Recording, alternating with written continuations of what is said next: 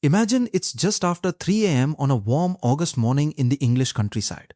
The world is asleep. A Royal Mail train races through the darkness, carrying what appears to be ordinary mail. But hidden inside several secure carriages is something far more valuable. Millions of pounds in cash destined for banks across Britain. The crew has made this journey countless times. Nothing seems unusual. Then, suddenly, a red signal appears ahead. The driver applies the brakes. The massive locomotive screeches to a halt in the middle of nowhere. Within seconds, shadows emerge from the darkness. Masked men armed with iron bars and crowbars surround the train.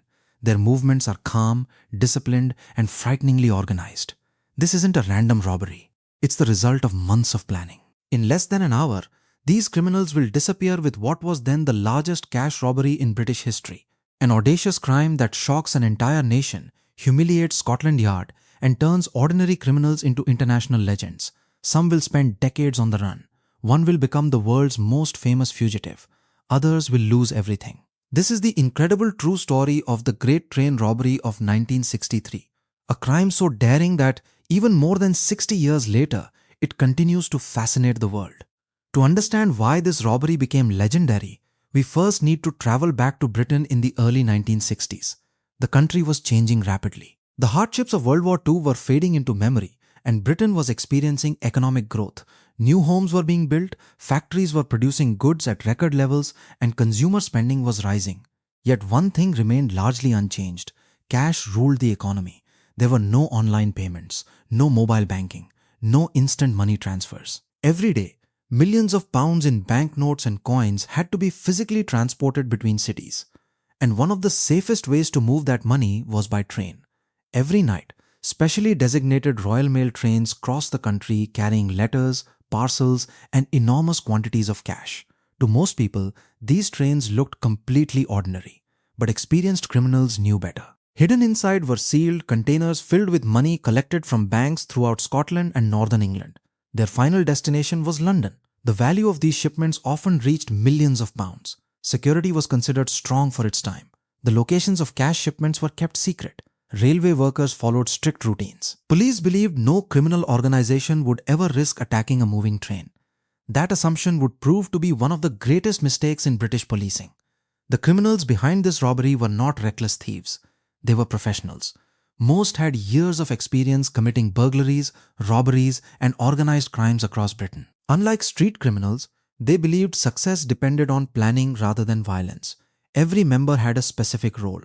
Some specialized in logistics. Others were expert drivers. Several were skilled safe-breakers. Others knew how to avoid police surveillance. Above all, they understood one simple rule: preparation wins. The robbery's mastermind gathered a carefully selected team. Each man was trusted. Each had something valuable to contribute. No outsiders. No unnecessary risks. Months before the robbery, they began studying Britain's railway network. They watched trains arrive and depart. They noted schedules. They observed guard routines. They timed every movement. Slowly, a picture began to emerge. One train stood out from all the others.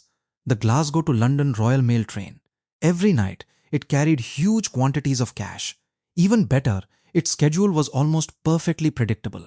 Predictability is exactly what professional criminals look for. Stopping a train sounds impossible, but the gang knew it wasn't. The challenge wasn't stealing the money. It was stopping the locomotive without causing panic or attracting immediate police attention. After weeks of scouting locations, they discovered an isolated section of railway in Buckinghamshire.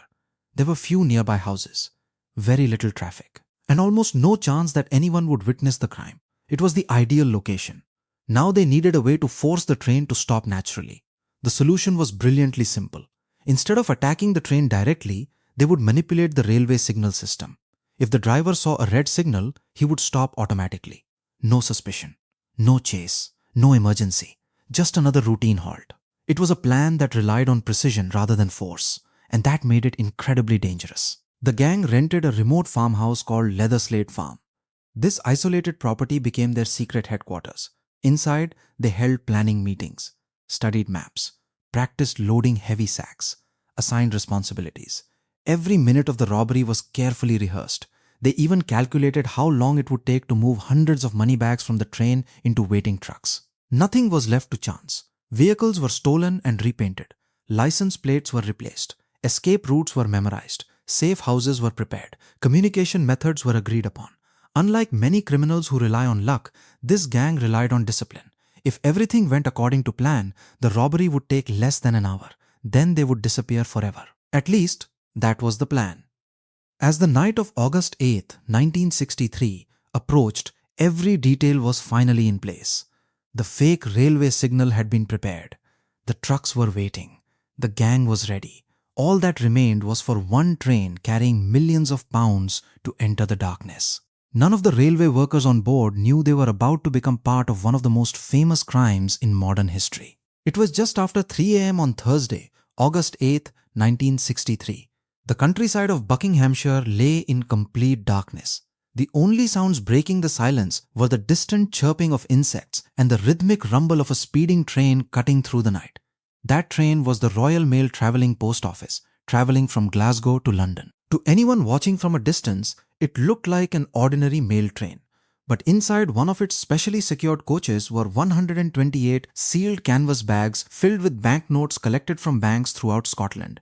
The total value was approximately £2.6 million, equivalent to tens of millions of pounds today when adjusted for inflation. It was one of the largest cash shipments ever transported by British Rail. The crew had no idea they were about to become the targets of one of the most daring robberies in history. A few miles ahead, hidden among trees and bushes, more than a dozen men waited in silence. Everything had been prepared. Earlier that night, members of the gang had climbed onto the railway line and covered the green signal with a dark glove or cloth. They then connected a portable battery to activate a red warning light.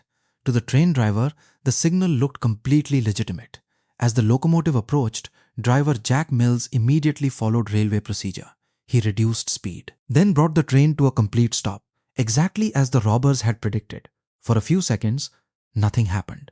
The crew believed there might simply be a technical fault. Then the darkness came alive. Masked figures rushed toward the locomotive from every direction. Within moments, the train was surrounded. The carefully rehearsed operation had begun. Several gang members climbed into the locomotive cab. Driver Jack Mills barely had time to react. The robbers demanded that he remain calm and cooperate. During the confrontation, Mills was struck on the head with a metal object, leaving him seriously injured. Although the gang had planned to avoid unnecessary violence, the situation quickly became tense. The second crew member, fireman David Whitby, was also forced to comply. The criminals knew they had very little time. Every minute increased the risk that another train might arrive or that someone would raise the alarm. The original plan called for moving the train nearly a mile to a nearby bridge where trucks were waiting. However, another unexpected problem emerged. The driver assigned by the gang to operate the locomotive couldn't figure out the controls. Unlike older steam engines, this diesel locomotive required specific technical knowledge. Minutes ticked away. The gang's schedule was falling apart. Finally, they were forced to rely on the injured Jack Mills himself. Despite his injuries, Mills was ordered to move the train to the designated location. Slowly, the locomotive rolled forward. The robbery was back on track. Near Bridego Bridge, waiting trucks stood hidden from view. The robbers immediately began transferring heavy canvas bags filled with cash from the train into their vehicles. Each bag weighed several kilograms. The work was exhausting. Men formed human chains, passing the bags one after another. Despite months of planning, the operation took much longer than expected. Some gang members began to panic. Every extra minute increased the chance of discovery. Still, discipline held. No one abandoned their position. No one argued. Every member knew exactly what had to be done. Within roughly 30 to 40 minutes, more than 100 money bags had been loaded. Some bags were accidentally left behind because there simply wasn't enough time. Even so, the gang escaped with approximately £2.6 million, the largest cash robbery Britain had ever seen. Then, just as quickly as they had appeared, they vanished. As dawn approached, the countryside became quiet once again. The Royal Mail train remained stranded on the tracks. The shocked crew slowly began contacting railway authorities. At first, many officials couldn't believe what they were hearing. An entire train carrying millions of pounds had been robbed. It sounded impossible. But within hours, the news spread across Britain. Radio stations interrupted their regular programming. Newspapers rushed special editions to print. Television broadcasters described it as the most sensational robbery the nation had ever experienced. People gathered around newspaper stands to read the unbelievable headlines. Questions spread everywhere. Who could organize such a massive crime? How had they stopped the train? Where had the money gone? And perhaps most importantly, who were these men? While police struggled to understand what had happened, the robbers were already miles away. They drove directly to Leatherslade Farm, the isolated farmhouse they had rented months earlier. For the first time, they allowed themselves to relax. The robbery had succeeded. Money bags were stacked across rooms and hallways. The gang counted the cash and celebrated what seemed like the perfect crime. Some reportedly laughed. Others drank together. Several believed they had outsmarted every police officer in Britain. Plans were made to divide the money. Some intended to leave the country. Others planned to disappear under new identities. Everything appeared to be going exactly as planned. But success often creates overconfidence, and overconfidence leads to mistakes. The gang stayed at the farmhouse longer than they should have. Instead of destroying every piece of evidence, they left behind fingerprints, food wrappers, bottles, clothing, and even personal belongings. At the time, these seemed like insignificant details. They would soon prove disastrous. By sunrise, Scotland Yard had launched one of the largest criminal investigations in British history. Hundreds of officers were assigned to the case. Roadblocks appeared across the country. Airports, ports, and railway stations were closely monitored. Every known professional criminal became a suspect. Police believed such a sophisticated operation could only have been carried out by experienced, organized criminals. Detectives began interviewing railway workers, local residents, and anyone who might have seen suspicious vehicles before or after the robbery. For days, investigators found almost nothing. The gang had disappeared without leaving an obvious trail. Many newspapers began suggesting that the criminals had committed the perfect crime. But behind the scenes, a single discovery was about to change everything. For several days after the robbery, it seemed as though the gang had vanished without a trace. Across Britain, newspapers praised the criminals' planning, calling it one of the most sophisticated robberies ever carried out. Many people believed Scotland Yard had no chance of solving the case, but the robbers had made one fatal mistake. Instead of disappearing immediately after the robbery, they stayed together at Leatherslade Farm, their secret hideout in rural Buckinghamshire. It was supposed to be a temporary refuge where they could divide the stolen money before going their separate ways. Unfortunately for them, someone noticed unusual activity around the farmhouse and alerted the authorities. When police finally searched the property, they couldn't believe what they found.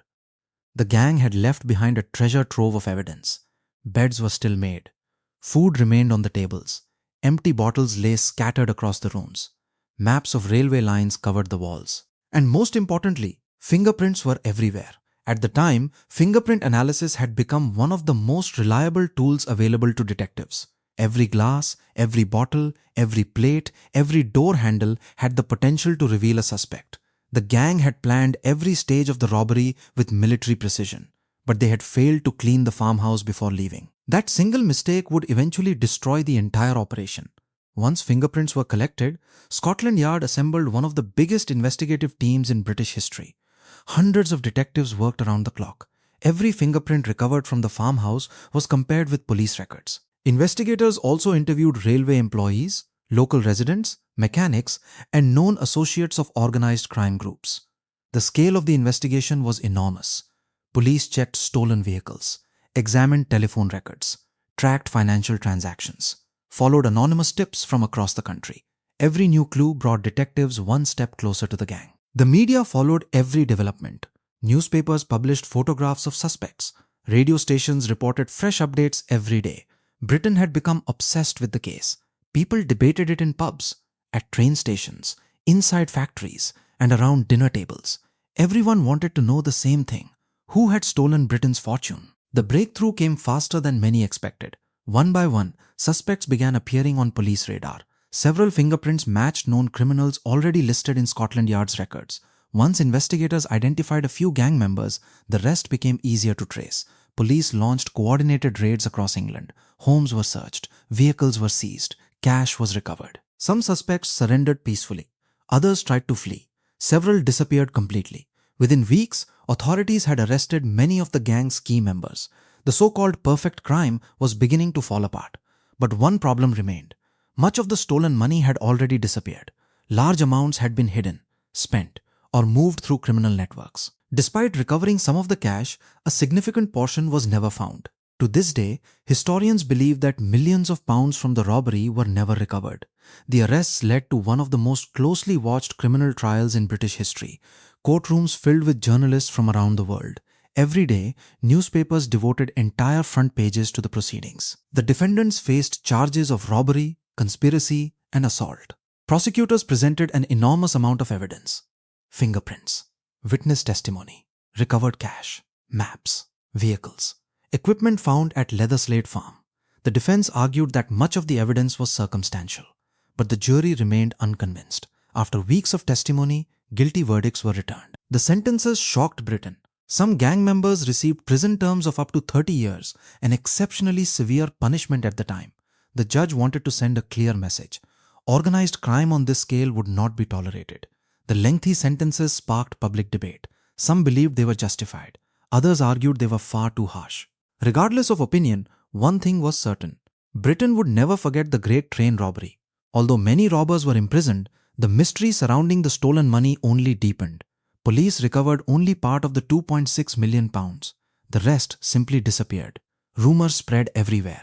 Some believed hidden cash remained buried somewhere in the English countryside. Others claimed gang members secretly invested the money overseas. Conspiracy theories flourished. Treasure hunters searched abandoned farms. Journalists investigated anonymous tips. Books were written. Television programs attempted to solve the mystery. Even decades later, people still ask, where did the missing money go? No one knows for certain. And that mystery continues to fuel public fascination with the robbery. Ironically, many members of the gang became celebrities. Newspapers published their photographs almost daily. Books told their stories. Television interviews turned former criminals into public figures. Some even signed publishing deals. The public seemed fascinated by their daring plan. For many people, they were viewed less as violent criminals and more as master planners who had embarrassed the authorities. This romantic image troubled police. Officials worried that future criminals might attempt to copy their methods. The Great Train Robbery had become more than a crime. It had become part of British popular culture. Yet one man remained missing. One man whose story would become even more famous than the robbery itself. His name was Ronnie Biggs. By the end of 1964, it appeared that the Great Train Robbery was finally over. Most of the gang had been captured, convicted, and sentenced to lengthy prison terms. Scotland Yard believed justice had been served, but they underestimated one man, Ronald Arthur Ronnie Biggs. Biggs had been sentenced to 30 years in prison, one of the harshest punishments handed down in the case. Unlike some of the gang's leaders, Biggs had not played a central role in planning the robbery. Even so, he received the same severe sentence. He had no intention of spending the next 3 decades behind bars. Just over a year after his conviction, in July 1965, Biggs carried out one of the most remarkable prison escapes in British history. While exercising in the prison yard, he climbed over a wall using a homemade ladder. On the other side, a waiting van whisked him away before guards realized what had happened. Within minutes, he had vanished. Britain was stunned. How could one of the country's most notorious criminals escape from a high-security prison so easily? A nationwide search began immediately. Roadblocks were set up. Railway stations were monitored. Ports and airports were watched around the clock. But Ronnie Biggs had already disappeared. Escaping prison was only the beginning. Biggs knew he couldn't remain in Britain for long. Using false identities and help from criminal associates, he fled first to Belgium, then to France, where he reportedly underwent cosmetic surgery to alter his appearance. From there, he traveled to Australia, hoping to start a new life. But British authorities were closing in. Once again, Biggs fled, this time to Brazil. Brazil would become his home for decades. At the time, Brazilian law made extradition difficult under certain circumstances. Biggs also fathered a child with a Brazilian citizen, which complicated legal efforts to return him to Britain. Over the years, he transformed from a wanted fugitive into an international celebrity. Journalists traveled across the world to interview him. Television crews filmed documentaries about his extraordinary life. Tourists even visited him in Rio de Janeiro. For many people, Ronnie Biggs became a symbol of rebellion. For others, he remained a convicted criminal who had escaped justice. His fame continued to grow with every passing year. While Ronnie Biggs enjoyed life in Brazil, one mystery continued to haunt investigators. Where had the stolen money gone? The gang had stolen approximately £2.6 million, but police recovered only a portion of it. Millions simply disappeared. Some historians believe the money was hidden in secret locations before the gang members were arrested. Others argue that much of it was quietly spent over the years through criminal networks and overseas accounts. There have been countless rumors. Hidden treasure buried beneath English fields, cash concealed inside old farmhouses, money invested under false identities. But despite decades of investigations, books, and documentaries, no one has ever uncovered the complete truth. Even today, the missing fortune remains one of Britain's greatest unsolved financial mysteries. The Great Train Robbery did far more than make headlines. It fundamentally changed the way Britain transported money. Before 1963, railway security relied heavily on secrecy and routine. After the robbery, those systems were completely re-evaluated. Cash transportation procedures became much more secure. Banks increased protection for high-value shipments. Railway companies introduced stronger security measures. Police agencies also modernized their investigative methods, placing greater emphasis on forensic science and coordination between different forces. In many ways, the robbery forced Britain to rethink organized crime. Authorities realized that professional criminal gangs were becoming more sophisticated, disciplined, and capable of planning operations that rivaled military missions. The Great Train Robbery became a turning point in modern British policing. Few crimes have had such a lasting cultural impact. The Great Train Robbery inspired books, documentaries, television dramas, and feature films. Historians continue to analyze every detail of the operation. Crime writers describe it as one of the most carefully planned robberies ever attempted.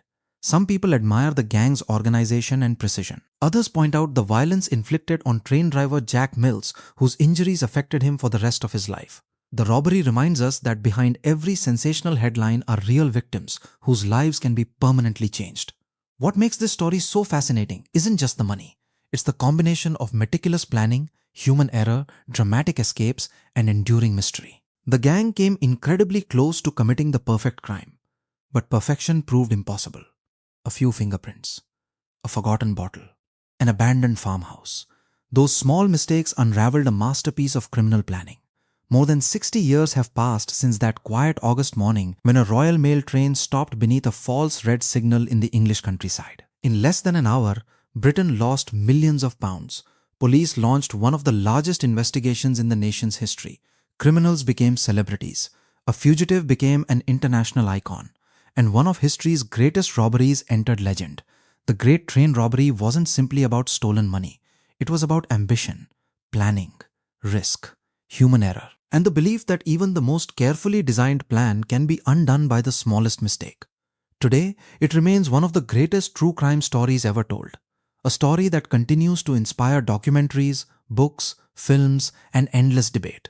Perhaps that's why people are still asking the same questions more than 6 decades later. Could the robbery have remained unsolved? Where did the missing millions go? And will we ever know the complete truth? Only those who were there know every detail. And some of them took those secrets to their graves. If you enjoyed this documentary, don't forget to like, subscribe, and turn on notifications for USA Times Official. Every week, we bring you fascinating documentaries on history, true crime, geopolitics, mysteries, and the events that shaped our world. Thanks for watching, and we'll see you in the next documentary.